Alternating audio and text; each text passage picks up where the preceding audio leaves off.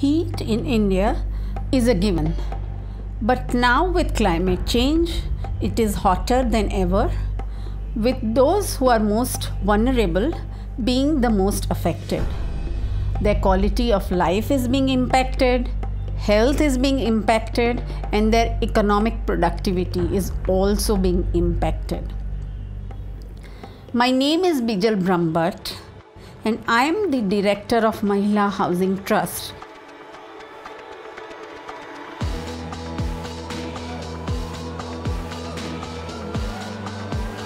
An organization in India that empowers women to tackle heat stress. These women spend more time at home. They are the most at risk from this problem. Their houses are essentially dark, without any ventilation, no access to water and sanitation, and prone to waterlogging. Now, this is the life of a poor woman in slum.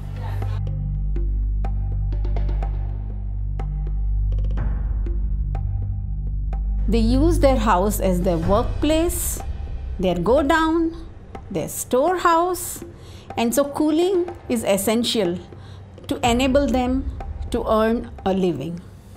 Through our work, 125,000 men and women in 27,000 households across India are trained in climate stress and climate resilient solutions.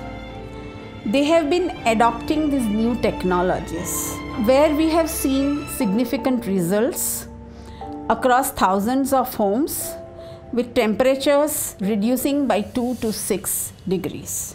We work with women-led community action groups across 1,066 slum settlements in India to test sustainable cooling technologies and introduce cooling systems like cool roofs and shading devices.